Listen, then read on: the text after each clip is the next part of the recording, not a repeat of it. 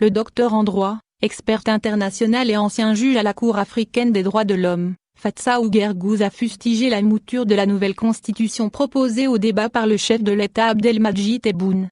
Le membre démissionnaire de la commission de révision de la Constitution a affirmé dans une interview accordée au journal Liberté paru ce mercredi 10 juin que ce projet s'inscrit dans la continuité de la Constitution actuelle et ne contient pas les changements majeurs qui permettraient à notre pays d'entrer dans une phase nouvelle de son existence. D'emblée, le docteur est revenu sur sa démission de la commission de révision de la Constitution. Il affirme « Je ne souhaitais pas être associé à un projet ne contenant pas de véritables marqueurs de changement ». Il ajoute que les changements apportés par le comité ne touchent pas aux questions essentielles. À défaut de pouvoir joindre mes observations personnelles au rapport final, j'ai préféré démissionner plutôt que de taire mes convictions profondes. Quant à la mouture de la nouvelle constitution, l'expert estime que ce projet s'inscrit dans la continuité de la constitution actuelle et ne contient pas les changements majeurs qui permettraient à notre pays d'entrer dans une phase nouvelle de son existence. Il affirme que ce projet ne contient pas les germes de l'Algérie nouvelle réclamée par le Irak et promise par le chef de l'État. Fatsa Ouguergouz souligne le fossé entre les textes en théorie et leurs applications dans la pratique. Il déclare sans ambages que l'état de droit est une notion complexe mais sa composante essentielle est la légitimité du pouvoir. Alors que, formellement, le peuple algérien est la source de tout pouvoir articles 7 et 8 de la Constitution, il existe en réalité une cohabitation très problématique entre un pouvoir formel, constitutionnalisé, et un pouvoir réel, non constitutionnalisé.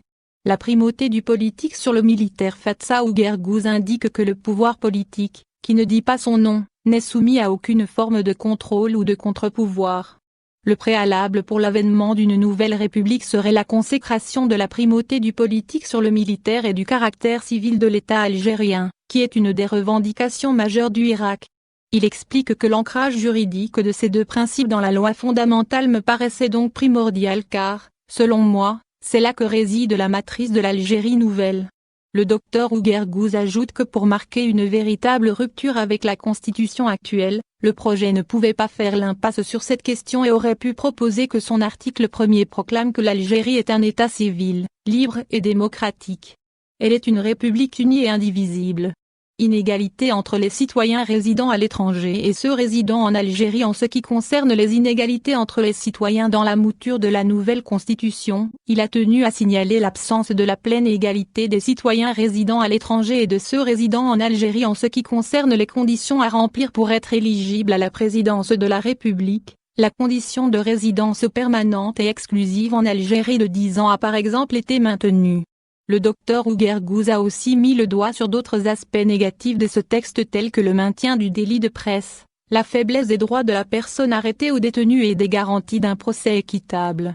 Il a fait remarquer que le nouveau texte de la loi fondamentale du pays aurait également pu assouplir les conditions de levée des immunités parlementaires, consacrer le devoir d'intégrité et d'impartialité des juges et la responsabilité des magistrats en cas de défaillance dans l'exercice de leurs fonctions, ou encore supprimer le tiers présidentiel dans la composition du Conseil de la Nation.